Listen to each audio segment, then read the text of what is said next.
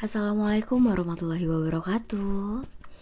Ketemu lagi di channel YouTube aku di Diary Ayu. Dan hari ini kita bertemu lagi di diary celotehnya Ayu ya. Karena malam ini apa sih namanya?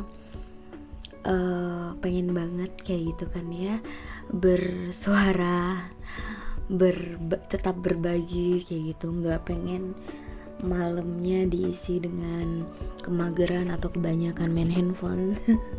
Jadi malam ini aku sengaja membuat sebuah materi dan sifatnya bukan menggurui insyaallah, dan sifatnya insyaallah sharing kayak gitu ya. Karena sesungguhnya hal-hal yang misalkan aku sharingkan di YouTube channel aku itu adalah hal-hal yang sebenarnya itu yang sudah aku lalui, hal-hal yang aku rasakan gitu. Jadi itu memang terjadi dari pengalaman pribadi, sehingganya kalau misalkan banyak orang yang sekarang tuh melihat aku misalkan, wah kok bisa sih positif banget, kok bisa sih produktif, kok bisa sih jarang galau atau apa kayak gitu. Sebenarnya dari apa ya, kenapa hari ini bisa kayak gitu ya, kita katakan aja karena sebelumnya itu melalui yang namanya galau, yang namanya sedih, yang namanya tidak produktif kayak gitu. Karena dari salah ya kita jadi belajar gitu kan untuk bisa menjadi benar kayak gitu. Dan untuk apa ya, bahasan kali ini memang aku pengen membahas terkait bagaimana bisa menjaga diri untuk senantiasa positif gitu. Karena banyak dari teman-teman aku kemarin banyak yang itu apa namanya request gitu kan, mau dong Bayu Kayu gitu kan, gimana sih caranya kita tuh biar tetap positif dalam segala hal kayak gitu. Jujur akunya juga masih belajar gitu kalau misalkan berbicara terkait kepositifan diri kayak gitu. Tapi kalau untuk seri malam ini ya is okay lah. Sebenarnya ada 3 hal sih gimana caranya kita tuh bisa tetap positif dalam menghadapi sesuatu ya, apalagi di zaman yang sekarang ini yang apa ya, bisa dibilang kalau untuk melihat masa depan di zaman sekarang, kalau nggak memakai apa ya, respon yang baik, nggak memakai hati pikiran yang waras, kayaknya bisa jadi semua manusia ini akan takut dengan masa depannya. Kalau itu dari kacamataku kayak gitu kan ya. Jadi kita mulai aja deh gitu. Jadi hari ini kita bakal membahas terkait bagaimana cara tips menjaga diri biar senantiasa menjadi pribadi yang sangat positif. Yang pertama itu adalah sebenarnya simpelnya itu adalah senantiasa menjaga pikirannya aja gitu, positif gitu loh. Karena kadang kalau misalkan kita lagi dalam kondisi sesuatu peristiwa kayak gitu kan ya, kita tuh kadang tuh gini, mengikuti apa maunya peristiwa yang ada di saat itu gitu loh. Nah, aku pun pada saat itu baru menyadari bahwasannya gimana caranya bisa tetap tenang walaupun kondisinya sebenarnya nggak bisa buat tenang. Itu adalah aku nggak boleh mengikuti emosional pada saat kondisi yang ada kayak gitu. Jadi kita memang harus kontrol yang namanya pikiran kita kayak gitu loh.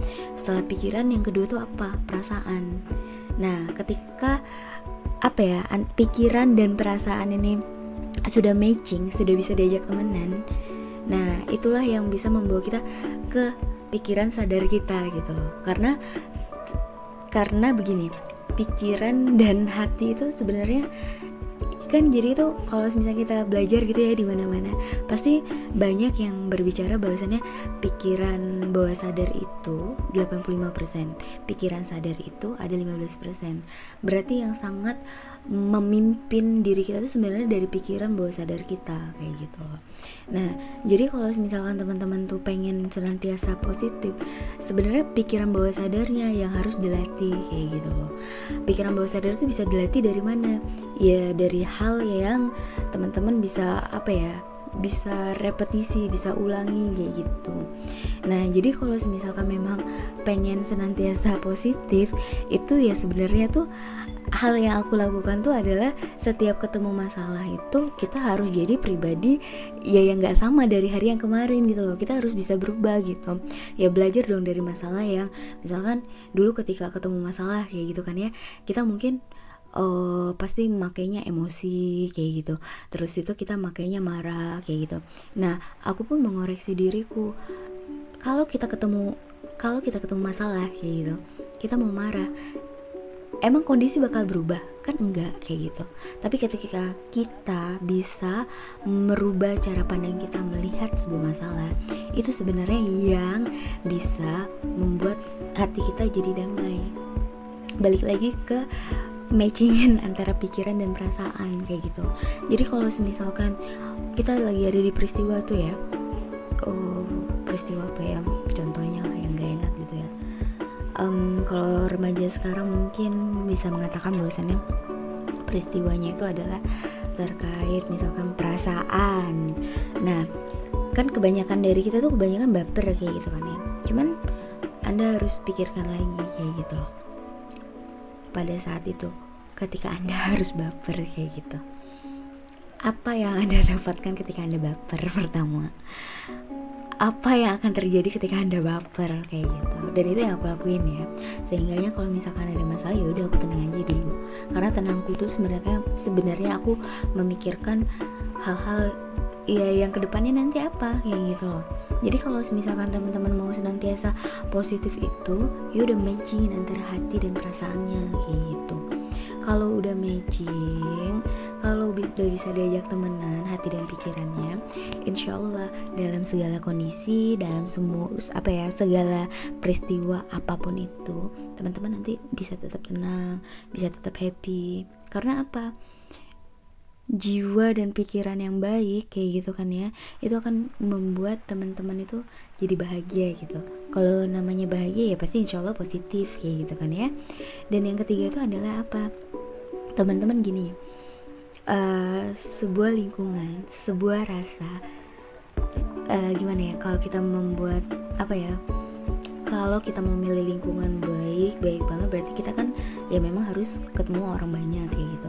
Cuman kalau pribadi aku gini, aku kalau misalkan lagi sendiri gimana caranya bisa membuat lingkungan sendiri dalam diriku gitu, dalam pikiranku kayak gitu.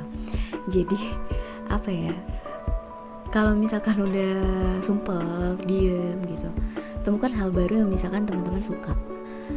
Hal baru tuh apa ya, misalkan kayak aku nih, kayaknya daripada kebanyakan main handphone kayak gitu, gimana caranya handphonenya bisa bermanfaat gitu, kayak buat ya semacam seperti ini misalkan kayak gitu.